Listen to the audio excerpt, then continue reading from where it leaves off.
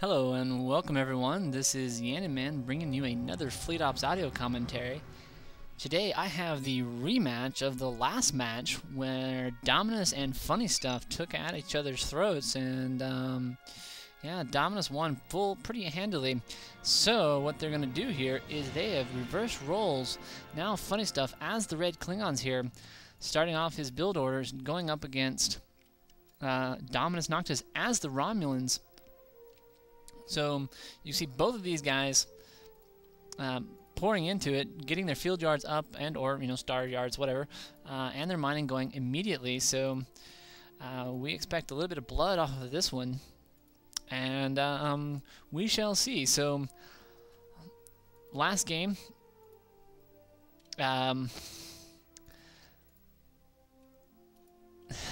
seeing the call out, the Cube Edge classes coming out en masse in the last game, and so it's possible that that FunnyStuff will be pumping those out as well. You can see that he does have 3 of these queued, but he is going some Brels, and I'm not really sure what the Brels would be good against here.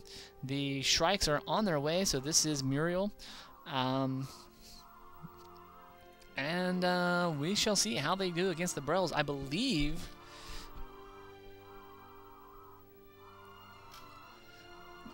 I'm not sure how that matchup will work, money-wise or else. So, anyway, so we're waiting on both players to get their mining up and get their ships out on the field.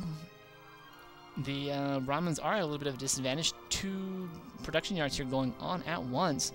No extension yard at this moment, as this allows FunnyStuff to save his resources, save about... it's fairly cheap to put an extension yard up. I believe it's only 300 die,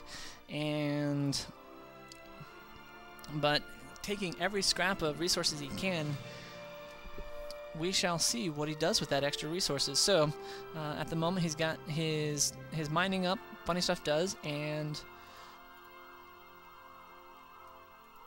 we shall see what comes up next. Probably, most likely, a field research and an expansion. In the meantime, you can see that FunnyStuff is following and attacking on Dominus's constructor with his scout. Now, Klingon scouts are the strongest scouts in the game. They do have the ability to take something out. However, going up against a Shrike is not the best thing in the world for a scout to do. And oddly enough, this scout is not doing anything but taking it. You can see Dominus trying to get a capture off of this guy and getting it off with a constructor. These guys, your scouts, only have 10 crew, and as such are very susceptible to, once their shields go down, a transport attack. Very, very easy to do. You can so that is going to give the eyes on the board to the Romulans, as he now only has his 1 Burrell providing any intel on the field. Cube Edge is about to come out, a field research almost about to be done. I would bet these guys would be pumping out the heavy disruptor. This here is a Takroja, and so I would not be surprised. Anyways, so Klingons making their way up to their mining. Here, Dom has set up a star yard. This is going to give him a lot of position on the map, allowing him to quickly repair instead of having to go all the way back to his base. Forward yards are very, very nice, and you can see that Dom is all over what's coming down here. FunnyStuff putting up a mining station first, instead of, say, perhaps a heavy weapons platform. He's trying to get his mining going, get that extra bit of resources early, but he is going to end up probably losing those due to the fact that Dominus is going to be attacking with Shrikes. So in the meantime, a Burrell is moving around, but again, FunnyStuff leaving his mining all alone, defenseless, and prime pickings. So Dominus moving in with a 3rd Shrike into this area, perhaps looking to Oh, and here's the thing. Dominus was able to see the positioning of a pair of these ships. So if you're counting ships, as it seems like these other players do, some of the better players do, they'll count your ships, and they'll know exactly where you are, what you can do, and they'll make decisions based off of that, and that's actually very dangerous. So, funny, cloaking in that area, actually allowing him to be seen, and then cloaking and running away. Now, that is an odd choice there, because if he was hoping that Dominus would see that and leave, that apparently didn't work, but it might be because of Dominus to pause, but nope, he has not. And he is going to go ahead and take out this defenseless expansion. And here you can see that FunnyStuff has now moved, is moving back in over here, having moved away, probably regretting that decision.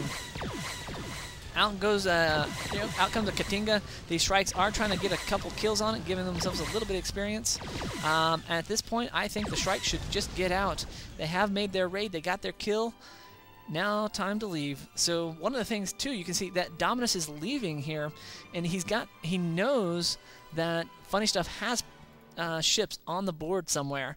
So as opposed to sticking around trying to get this kill and just praying that FunnyStuff doesn't bring anything, he is just proactively moved out of the way. He does not want to lose these strikes. He's got to keep his ships intact. Otherwise, oh, and at the same time, it looked like some ships had gotten a little bit tagged somewhere along the way. We do have a Brel here hanging out. So these were being kept back by something over here. So in the meantime, down here we have another Cube Edge class and a Cavort on its way. Some mining going on. Really not able, FunnyStuff not able to get his mining going, and Dominus having this second dilithium moon, even though he doesn't have a lot off of it, is going to be slowly giving him more resources. We see some rain classes on the way, giving him a little bit of extra long range, as Dominus is slowly sticking with his early game ships, allowing him to keep his numbers because he'll be able to produce those with the resourcing he is doing, and he's just making very tactically sound battle choices here, not wanting to get overextended, not wanting to get too cocky. One of the things that a player can do is they can get just a little bit too cocky, and I'm guilty of this as well as anybody. Is I will think that I got bloodlust going on, and I get a kill, and then I end up losing all of my ships, and that kill cost me 4 ships. You know, losing 4 ships to 1 ship is not a good way, especially if your opponent is out-resourcing you. They'll be able to recover faster than you. So, not good. Dom here with a trio and a pair of strikes hanging over this general area, looking perhaps to make a run. And here we have a 6th strike moving around. Oh, and you can see that the bumping going on here by this Tompei class, that if you are paying attention, and that's really hard to do, you can actually detect cloak ships by bumping into them. However, in the meantime, a little bit of Cavort action moving in on this guy, this Rain class, able to take down this Burrell if it could get just the last couple shots in, able to do that. This Cavort not able to make a move on this guy, literally because of the ability of these Rains to come in and repair. So Star Yards are almost much better than a ship, a turret, especially for the Romulans, and you can see that this guy is actually getting repaired as these 2 guys here. And on the minimap, that you can see that Dominus is also attacking at the same time, managing to get some kills with those guys while he's single-handedly holding off on these 2 with these 2 Rains.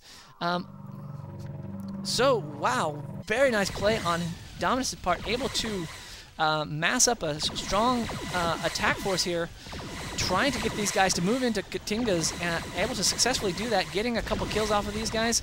And now is the time for him to get out. He has managed to survive